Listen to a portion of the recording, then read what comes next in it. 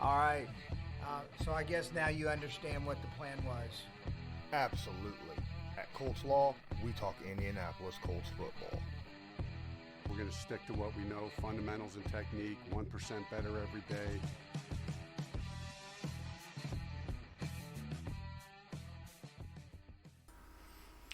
Hello, everybody. Lawrence Owen here, getting ready to go over one more transaction that happened over free agency. And boy, was it a big one, right?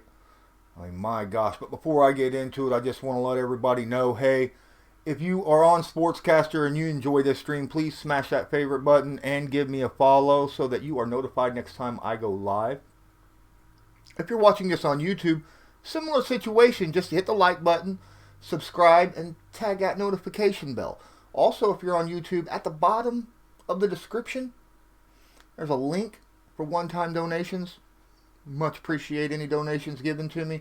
If you any $5 donation, feel free. Up to $5, you can ask a question. I'll be more than happy to answer it. Any donation of $25 or more will get you a stream by me. Just put in the request, and it will be done next time I go live. But with that, it's time to get down into the nitty-gritty of stuff, right? So, the San Francisco 49ers. Oh, by the way, Texas Gal 3394, thanks for joining the stream. The San Francisco 49ers traded Deforest Buckner to the Indianapolis Colts for the 2020 13th pick in the 2020 NFL Draft. That's huge on both sides, right? Now, when it comes to San Francisco, I absolutely understand why this happened. They just signed Eric Armstead to a 5-year deal themselves, about $17 million. They have so many players that they're going to have to extend. George Kittle, Fred Warner, Mike McGlinchey. I mean, you got all kind of guys out there, right? And they still have Bosa, D. Ford, and as previous said, Buckner, Armstead on their defensive front. So, they could afford to get rid of DeForest Buckner. Because they don't I did list Buckner on that list. He's not there no more. But they were a massive beast on the line. Now, granted, Buckner was a beast before Armstead, Bosa, or Ford ever got on the Niners. He was an absolute beast. Everybody knows this. And then on top of that, for the last 4 seasons, he has been outstanding, right? Over the last 2 seasons, Buckner has had 125 tackles. That's second in the NFL among defensive linemen. He's also had 18.5 sacks, which ranks him third among defensive linemen. I mean, come on. Well, defensive tackles. And he's only missed 1 game since he's came into the NFL 4 years ago. That rates him third in the NFL among defensive linemen. Oh, by the way, he's 6th in facing double teams. So he's accomplished all these tackles, all these sacks, and being double teamed the 6th most in the NFL. That tells you how potent he is. That tells you that he makes everyone around him so much better. Because he's taking on the double teams and still affecting people. And when he takes on the double team, that means the other guys are generally going one-on-one. Now, granted, do the Colts have guys that can take advantage of one-on-one situations? They do. They do. Obviously, Justin Houston can take advantage. Jabal Sheard, depending upon if he stays or goes, because he is a free agent this year. And they have some young, up-and-coming guys that they've drafted in the last couple years in the draft. So that's going to give them opportunities of one-on-one as well. But as I go on, let's forget about. Hey, yeah, I seen that Tom Brady is leaving the Pats. Arku, I've seen that, and I might do a breakdown on that later, maybe something. But right now, this is about the DeForest Buckner to the Colts. Now, the Niners traded Buckner because they just couldn't afford what Buckner wanted. And they had no draft capital. Second, third, fourth round picks? They didn't have any. In this trade now, they have 2 first round picks. Mamba number 24. Welcome to the stream. Appreciate you being here. So that means they get a little bit more draft capital. And they don't have to spend as much keeping DeForest Buckner over Eric Armstead. Now Armstead, obviously hasn't produced as much as Buckner. He's not been as healthy as Buckner. But with D Ford and Nick Bosa on the team, that should still be an impressive amount. Now, granted, Buckner only is getting paid about $3.5 million a year more than Eric Armstead, with much better production and someone who has shown that can stay healthy as compared to Eric Armstead. But let's digress. Let's break into this coach's film, because that's what we're all here for. We want to know what in the world the Colts are getting with DeForest Buckner. And that's what I'm bringing you. This first game is against Tampa Bay, as you can see.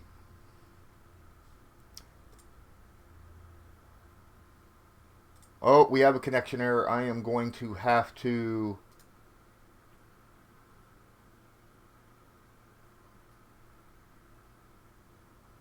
Where was this play?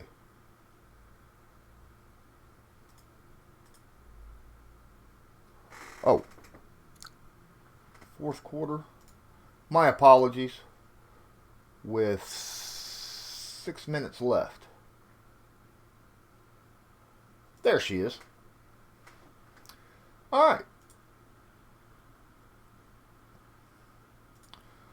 So as you can see, we got the defensive line. They're in a big formation with 2 backs. Big formation, I formation. Tampa Bay is trying to run the football.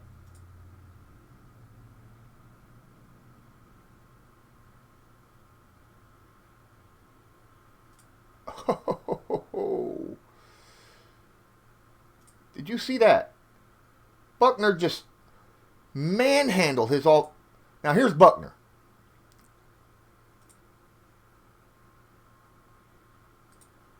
Ball snapped. He immediately sees that everyone is moving this way. So he is immediately sidestepping, right, to keep up with the play. Now he's already engaged with this offensive lineman. And you see this guy moving over to help out as well. He stops. But oh my gosh. Watch how Buckner moves. He gets inside leverage.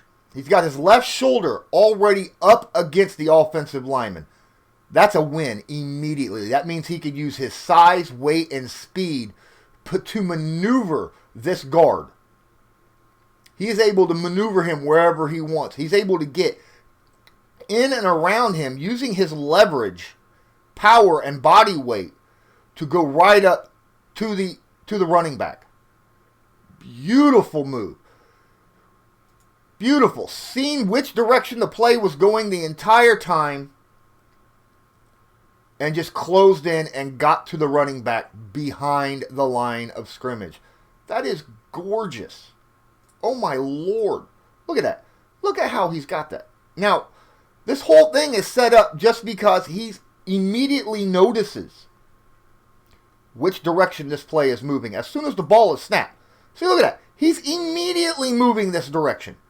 Immediately. He knows what's going on. He knows, hey, look, I've got a hole right here I could find. All I got to do is beat to that hole right here before the guard can do anything with me. You see this hand right here? That's up to chop down. He used that to chop down that guard's left hand. And then was able to get his left hand up and over to hold down the guard's right hand. That allows him to get his shoulder into that guard. Now, once he's able to get his shoulder into that guard, he uses his right arm to create space from the next closest blocker. and then just continues on through the hole and collapses onto the running ankle. That is an absolute beautiful play by Buckner. Beautiful play. You can't ask for more than that. Let's go on into the next play, shall we? Next play, as you see, this against the Rams. 12:50 of the third quarter.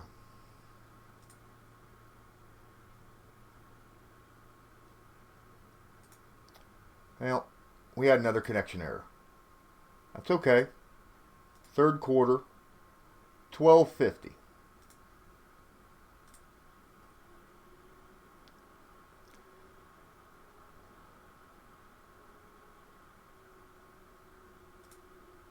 As you see, the defensive tackle is also here. This is where Buckner is. Now, you got 1, 2, 3, 4, 5 guys here, single running back. He's looking up.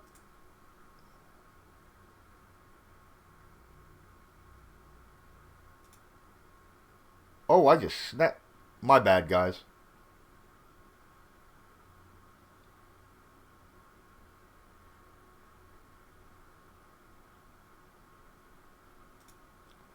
Immediately, he's double teamed. Immediately. He's got 2 guys pushing on him. He splits the guys, gets out of him and around him. Now, that double team apparently was just a chip. This is something that he comes across all the time, getting help because of how dangerous he is. And yet still he was able to get in the backfield, close in on the running back, and tackle him for a loss. Everybody wants to talk about how impressive Deforest Buckner is in the pass. So far, this is 2 plays we've seen where Buckner has shown how dangerous he is against the run as well. As you see, this is the guy that'll be blocking him. This is the guy that's going to kind of move in and help chip.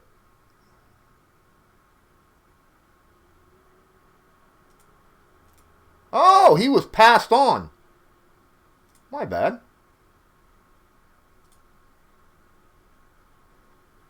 They did an interesting...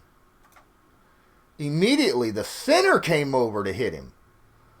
And the guard just chipped him with his left hand. Buckner immediately realized the center was coming over to hit him. Buckner shot upfield as quickly as possible because as soon as Buckner is beside a blocker, when a defender gets beside the blocker, especially on the inside, he's won. Because now all he's got to do is just press forward. Right? Now, as you see, Buckner's head is still up. He's looking. He's watching. He sees the running back coming in that direction. He sees the ball out, and he watches. He's still pressing. You notice I talked about, shoulder to shoulder. This is something that he uses so much, leverage. He used his left arm to push the guard away, get him off of him. His right arm now is pushing the center off of him. Look at that. He's like Hercules, just separating the straight, right? It's unreal. Just pure upper body strength and using his lower body to propel him forward past the line of scrimmage. Sees the running back and just wraps him up behind the line of scrimmage. Unbelievable play by Buckner. Just pure raw power.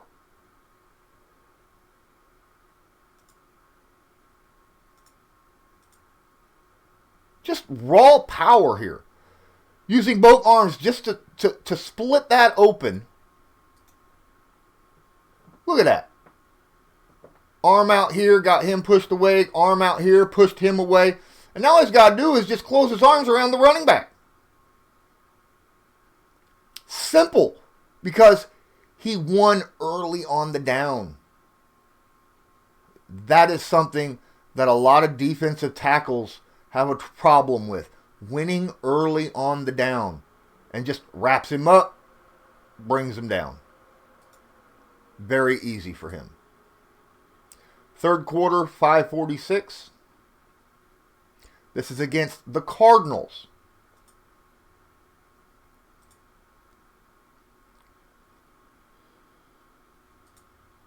This time, Deforest is at 3-tech instead of in-tech. Instead of being at the nose tackle, he's at the 3-tech position, which is where I believe the Colts will probably line him up the most, because that's where they want most of their penetration from on that line. Did you see his hands? Watch his hands immediately.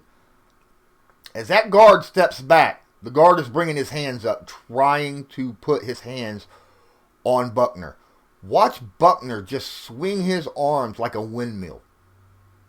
Immediately. Just swipes that guard's hands right away from him, keeping the guard off of him. The guard was unable to put his hands on him, which means he's able to just press right past him. No problem. Once he gets beside him, as I said earlier, once he is beside a lineman, he has won that down against that lineman. Now, you see, arm pressed out. He's pushing that tackle away. He's pushing that guard away. All he's got now is an open run straight for the quarterback. Quarterback stands no chance. It's over. Let's get a better view of how he swats those arms. Here he is.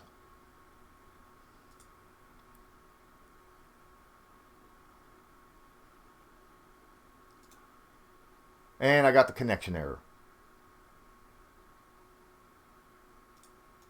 Sorry, guys. I don't understand why that happens all the time.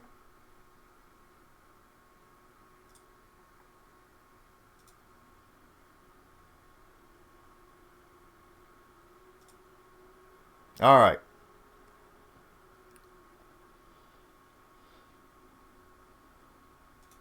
See that? He swatted one arm down. Now what? See that left arm is up immediately. It's cocked and ready immediately. And he's moving side to side. So the guard don't know if he's going to go inside or outside. But that arm is cocked, ready to just fire out. Bam, fired out. Fired out, knocked that arm down. His right arm knocks the other arm down. Got beside him. And like I say, as soon as he gets beside that guard, it's done and over with. Easy sack. Gets pressure.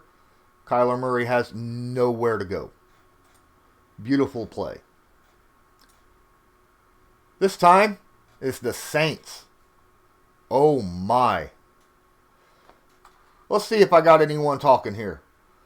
Hey, Airmark C, welcome to the stream. I appreciate you being here. Thank you, thank you.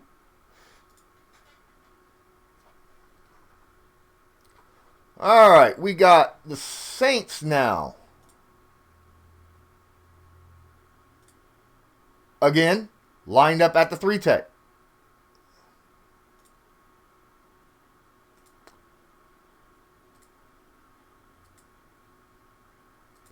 That was an absolute beautiful recognition of a screenplay. Beautiful. He was open. It was absolutely open for him to get to the quarterback. But he didn't bite. He recognized the screenplay immediately. This is field awareness. And this is something that a lot of defensive linemen and linebackers lack. Field awareness, containment, seeing what the play really is as it's unfolding in front of them.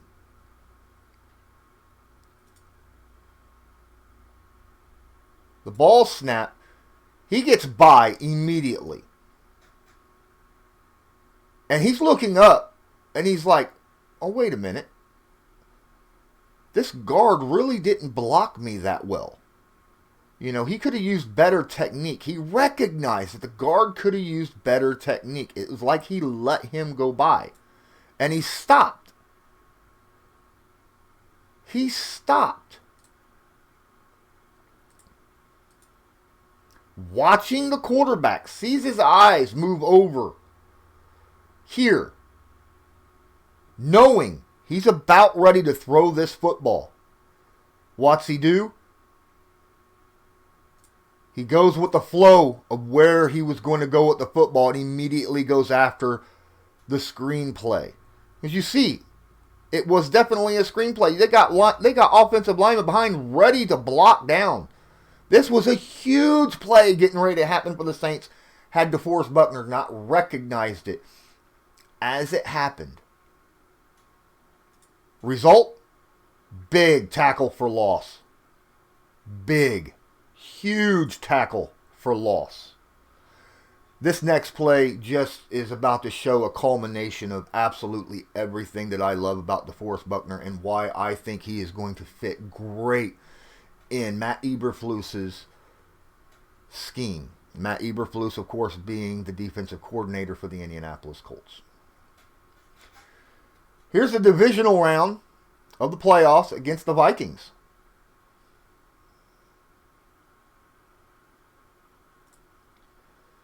Here we have Buckner. The snap happens immediately. That arm is up, ready to be caught. Right? You see how his hand is flat beside him. He's ready to take that snap.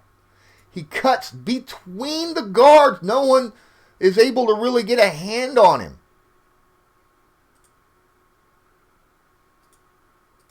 Then,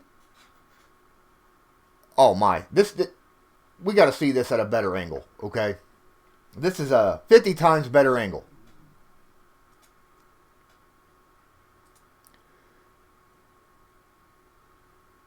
This is miscommunication. He needed to have blocked him. But the thought process was him moving this way was going to slow him down because he was going to be directly in front. The center then tries to push him because he notices, hey, he just got behind. Buckner sees the running back, sees the play developing behind him. What's he do? This is a block against any normal defensive tackle. This is defensive tackle getting shut down. He sidestepped. He sidestepped that guy. Got behind the center. Sees the handoff as it happens. And chases him down from behind. Oh my Lord. Just beautiful. Watch it in real time. One moment. Let's try this again. Let's watch this in real time. How this happens in real time. That's unreal. He watches the play as it happens and weaves in and out. A guy who is over 300 pounds and 6'7", moving with this kind of agility and this kind of speed. There is not a defensive coach in the NFL, head coach, anyone, that would not want a guy with that kind of ability who has that kind of size on his team. Unbelievable play. That's athleticism to the extreme. So that's my breakdown of Deforest Buckner. I would like to appreciate and thank everyone that's here that has watched this stream because I absolutely loved doing this breakdown. Michael Mursky, thanks for joining the stream. I appreciate you being here. I absolutely love breaking this guy down. I watched tons and tons and tons of video. Anything happened with the Bears? I believe who'd they sign? Will-O-the-Wisp asked if anything happened with the Bears. I'm pretty sure they signed somebody. Didn't they sign the quarterback of the Saints? Or at least that was the rumor. That was the rumor. And I think they got themselves a tight end. I'm not 100% sure, but I think it's possible. But I absolutely loved watching DeForest Buckner breakdown. The guy is unbelievable. He makes guys around him better. He takes on double teams, pushes through the line, and still makes plays behind the line of scrimmage, whether it's run or pass. That is what makes DeForest Buckner worth $21 million a year. And if you honestly, you think about it, because they did a 5-year deal with DeForest Buckner, there's going to be guys that are going to get paid more than that in the next 2 or 3 years. And he's worth it. He's a top 3 defensive tackle in this league. Never misses a game. He's missed 1 game in 4 years. And is top 5 in nearly any stat that you could think of for interior defensive linemen. He is something that Chris Ballard has been unable to acquire in the 3+ years that he's been with the Colts. He's had so much success at linebacker. He's had success at defensive back. He's had success at running back. He's had success at offensive lineman. He's not had success at that defensive tackle position.